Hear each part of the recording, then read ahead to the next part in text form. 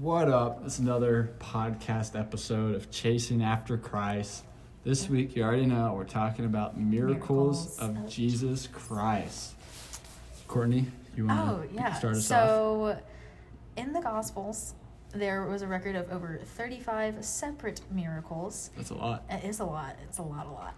And most of the miracles Jesus performed are found in not only one, but multiple Gospels. Multiple. And some of them also say that Jesus performed more miracles than are written. So we really don't have an exact number. But based off the ones that were written in the Bible, we have 35. Dang. I mean, that's a lot of... It is a lot. I mean, that's just a ton of miracles performed by Jesus. That just really shows his greatness. That's facts. One thing that it always makes me think of is like the miraculous power that comes with it whenever... you read about one of the miracles he performs. There's numerous. I know we'll get to those later in the podcast. But throughout every one, like the first thing that comes to my mind is like, just the power that he has and like the authority. Mm-hmm.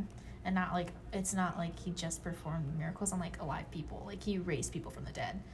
Like there's 3 specific cases of people raising someone from the dead. A man's daughter who had just died, which is found in Matthew 9:18 through 26. The widow of Nain's son, who was in the coffin and already about to be buried in Luke 7:11 through 15, and Lazarus, who's probably the most famous case, who had been in the tomb for 4 days, which is found in John 11. That's crazy. 4 days. Like he had been dead for 4 days. That's insane. That's actually like I want to be a nurse, and so like I've learned about like the maybe you can decomposition bring someone back of a body. from the dead. No, definitely can't. But I've learned about the decomposition of a body and how fast the process starts. So like there's no telling how decomposed his body was after 4 days. It's that fast? Yeah, it goes really fast. Dang. Another thing that is really cool is of like the healings. You mentioned the deaths, and that's insane. It shows his power, his authority. Another thing that I think is really cool is just like the healing miracles that are recorded. I mean, you see he healed leprosy, paralysis, fever, shriveled limbs, amputated ears, blindness, deafness, muteness. I mean, those are problems today that are still huge issues. And they're incurable. Like exactly. They're not able to be fixed. Exactly. No, I actually, fun fact, I can't hear it in my left ear. Oh, really? And like, if Jesus walked back and was like, hey, I'm gonna heal your ear, like, that'd be awesome. Right. That's just amazing to me. It would be awesome. Insane. And the fact that like some of the ones that he like saved, or like not saved but like fixed, like he wasn't even like present. Like he didn't have to be there. Yeah. There was like in Matthew, I think 8 and 10, I think. A centurion like approached Jesus on behalf of like one of his paralyzed servants, and he had such big faith in God that he like believed that Jesus didn't have to be there or touch the servant to be healed. Like he could just speak it and it would happen.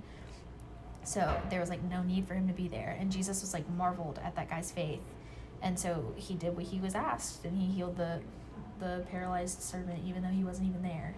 He just spoke and it was done. I think you kind of mentioned it. Jesus saw how strong the man was in his faith, and performed a miracle on him.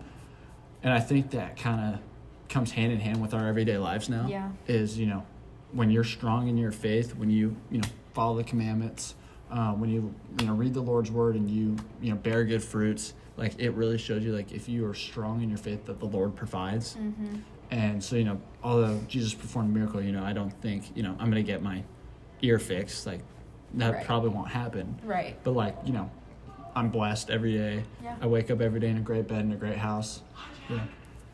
And it's really just so amazing that it shows his greatness. It does. And it really just is awesome to see how Jesus reacts in the Lord really when you're strong in your faith. Yeah, and it's also like if for me personally, like I get up 30 minutes earlier than I would if I didn't do like my morning devotion. And then when I do my morning devotion, my day usually like starts off great and I'm in a better mood and I'm able to love people better and I'm able to be a better servant for Christ. But then when I don't do it, I feel off and like I get tired really easily and I just don't feel right. So like it's proven that prayer and reading your Bible and digging into your faith really can like not only boost your energy physically but spiritually.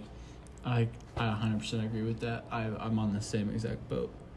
One thing I did want to mention, you kind of brought it up earlier, how like Jesus didn't have to be there to perform the miracle, which really shows his authority over life and death. I mean, obviously we know Jesus resurrected from the dead, Right. you know, practically killed sin, if you know, to say, but it really shows how he has authority over both life and death. Yeah. And it goes back to his miraculous power. Yeah. I mean, it just shows It's insane. it shows the greatness of God. Like he could speak and the whole world like was formed. Like he didn't like craft anything, he just spoke and it was. Mind blowing. Mind blowing. Imagine how cool that would be. If you could be like, I'm really hungry, I want a box of goldfish. I don't know. And it would just show up. You probably wouldn't eat goldfish. You probably wouldn't eat goldfish, but Probably like just use something else. Probably like Takis or like Takis, I don't know. Zaxby's. Zaxby's, no, you probably eat Chick-fil-A. Lord's Chicken. Lord's You're right. Chicken. Lord's Chicken. Um, I think I can agree with you on that yeah. one. But back to kind of what we were saying, I like how every miracle was done in a strategic place. You know, he would perform his miracles in places where he knew lots of people would be, like big crowds. You know, and most of the miracles that were done, you can, like all the areas he's in. Sorry, can't speak. All the areas you're in, there's huge crowds around him. Like he wants to show the greatness of God. He wants people to see that and be like, "Whoa, this dude's the Messiah." Like, Yeah. you know, to follow him, and that kind of goes into the prophecies of spreading, you know, the Bible, spreading God's word across the world. Yeah. Which it has, but I just love how he does that strategically. Yeah, and it's not like each place was the same place. Like it didn't all happen in one place. Like he performed miracles wherever he went, whether it be in the Sea of Galilee when he calmed the storm, in the city of Jerusalem, the town of Jericho. Like the miracle power went with him. Like there was no staging area where he brought everyone to and performed miracles there. Like it went with him, and he was the only one who was able to do it. It's awesome. I'm like kind of mind blowing. Like I already, you know, we've talked about this and stuff, but like even the fact going over it, like Yeah. just mind blowing. It is. I like how one thing I do love is how they weren't done for his own advantage. Yeah. You know, they weren't done for him, but they were done for others. Like he didn't do a miracle, you know, to boast. Like, oh, you know, Right. look what I can do. It was like, I'm gonna heal you to show you the greatness of my Father. Like when he was like tempted in the desert, like by Satan to like turn these stones into bread, like to feed himself because he hadn't eaten in 40 days because he was fasting. Like he didn't do that. Do you think it was like Olive Garden bread or just I regular bread? don't know. Who knows? But if it was like Jesus made bread, I'm sure it was probably like top notch. Yeah, probably.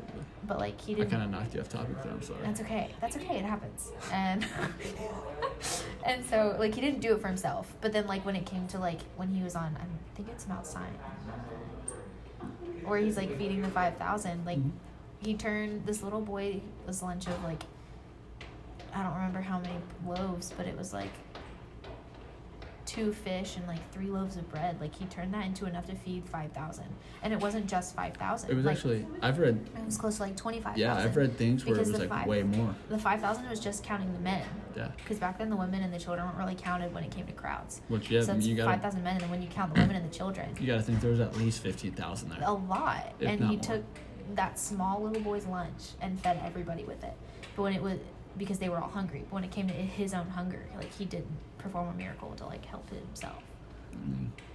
And kind of what you mentioned there, like his miracles met real needs. You know, feeding people, like Feeding that's a people. need. It is a need. Blindness, you know, it's kind of hard to go through life without is. seeing, and I love that.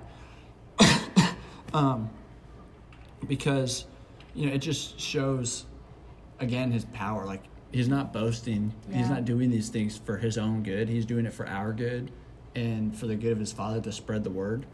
And it's just amazing to read that. It like inspires me almost. It's like a huge testament to who he is as a person. Like he wasn't on the earth for like a super long time. It's like 33 years. Yeah. before he died. And like to think of the amount of stuff, the amount of miracles and the amount of things he did in that short time of 33 years, like is a testament to like who he is in general. For sure. One of my favorite things about the miracles, not really favorite, but something I think is cool is there were eyewitnesses. Yes. Because, nowadays everyone stays capping. That's right. You're right.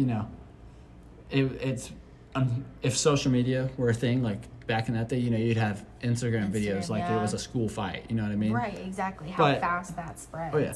And it just shows you, like, it's not like he was in, like, a room and the disciples ran out of the room. It's like, oh, Jesus performed a miracle. It was like there were 5,000 people, at least, who saw him,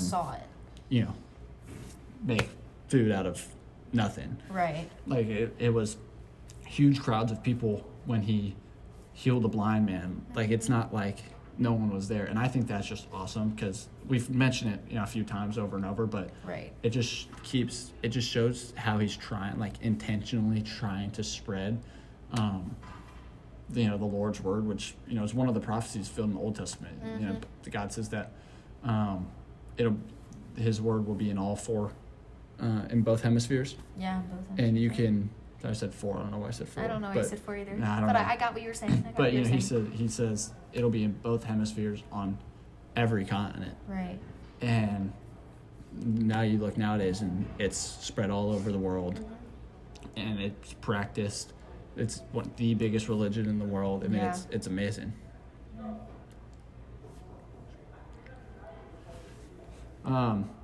Just to kind of sum this up, Jesus performed numerous miracles throughout the New Testament, filled multiple prophecies, and it's just amazing to see that, and it's amazing to read, and it really just shows the amazingness and powerfulness of our God.